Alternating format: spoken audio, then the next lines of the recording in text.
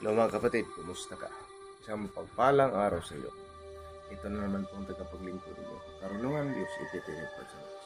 Kung nakikita niyo po ngayon sa harap, nakikita niyo ang mga kargada, gamit, bato umo, ang elekidlat, langisan, karapang pangkaswerte, at rosaryo na gawa sa dignum, at saka gumamilasilis, sinturon na gawa sa gumamilasilis, may bracelet, may 5-in-1, at may pandakaking itim na bracelet, may sinukuan at ring kahoy na bracelet, tapos meron bawi sa mata sa bibig. Yan po ay ating ibabahagi kapatid natin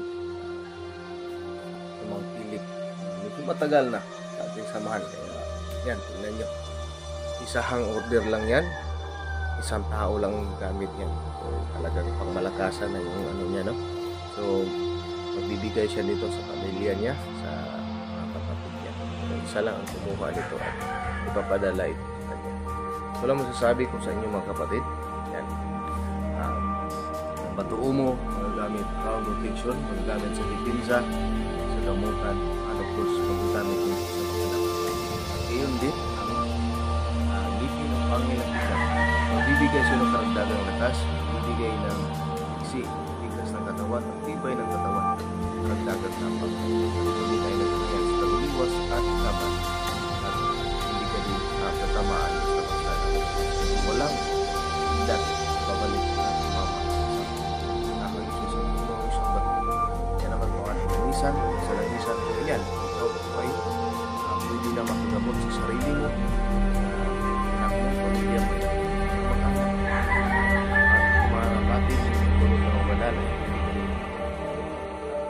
garapa.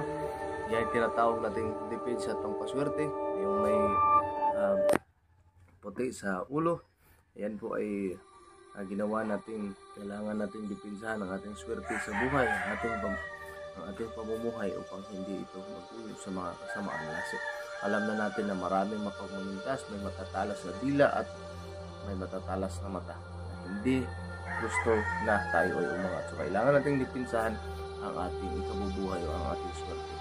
Tapos po meron po tayong tinatawag naman yan, nakabalot po sa bato umo, yan po ay round protection bracelet, at kung saan yan po ay magbibigay pa rin tulad ng kidat, ang dagang liksi, katawan, ganyan lang ang paswerte dahil may gumamilasilis yan, at may kabal dahil meron din po yung tinatawag na tribo na magkakay. Yan ay protection na tulong sa inyo. Meron din tayo tinatawag na pandakan itim na malakas po sa orbelta.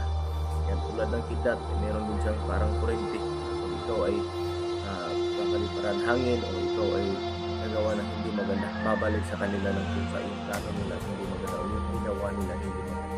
So, yan, meron din tayo tinatawag na 5-in-1. Ang 5-in-1 po ay gawa po sa salsagan, alog, at pamilasilis na inisipin natin bahay at siyas.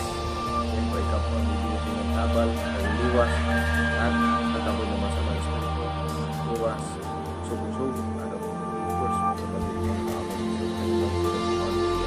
tapos meron po pinasilis at kung saan po yan po ay nakaroon natin ang swerte. At ako mismo, ito naman sa limaraya ng talyag na ginagamit para sa tabal. Okay? Yan naman po ang siguro na pinasilis.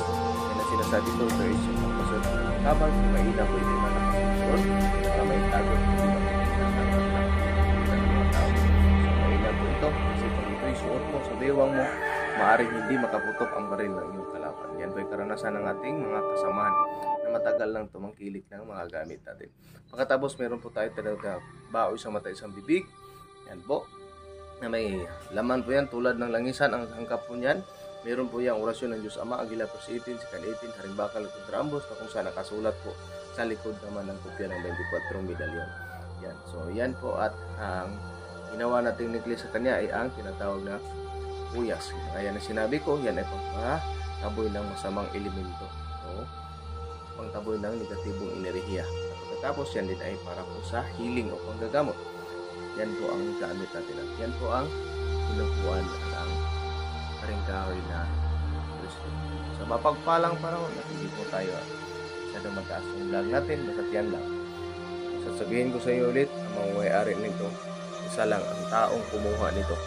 Ito ay maaaring yung mga langisan ay bibigay niya. Yung iba ay sa kanya at sa anak niya. Yan po ang gagawin niya. Ngayon, isang mapagpalang panahon, kailangan natin hanapin at mabagay dito sa salibutan. Lukubin natin upang ito'y makatulong sa ating araw-araw na hanap buhay. Kaya yun ang sinabi na exercise principle principle. Kaya isuot natin magdala na galing sa mga kapatid upang makamanlaban kayo. Panalobo na lang sa paglikha. Hindi kayo matatalo kayo. Yan po, wala pong ibang kargada ang ikinukoy. Hindi, tulad ng sinabi ng Panginoon, lahat ay kanyang pinatulong, lahat ay kanyang ginawa. Kailangan na natin hanapin. Kaya na paghahanap natin ng pagkain. Kaya na gutom, pinasipon ng Panginoon. Pagkain kung tayo ay mayroong pagkain. At kung tayo na may magkasakit, pinasipon naman ng Panginoon ng mga halaman, kahoy, baging, kahit mabato. Para tayo ay makahanap ng iba sa ating karamdaman. Tapos, dahil naghahanap tayo ng depensa sa katawan, kailangan din nating hanapin ang tinatawag na singaw ng kalikasan o mutya ng kalikasan na tinatawag naman sa iba na tuga, tulad ng mga gamit na material nandito sa harap ninyo ngayon. Yan po ang mga tinatawag na singaw ng kalikasan. Yan po ay ginawa ng Panginoon upang mahanap natin, upang magamit at makatulong sa atin. Din isang mapagpalang panahon sa ating lahat at hanggang sa muli. Ito po tagapaglingkod niyo, karunungan ng Diyos ni Kate. Return sa large, yan.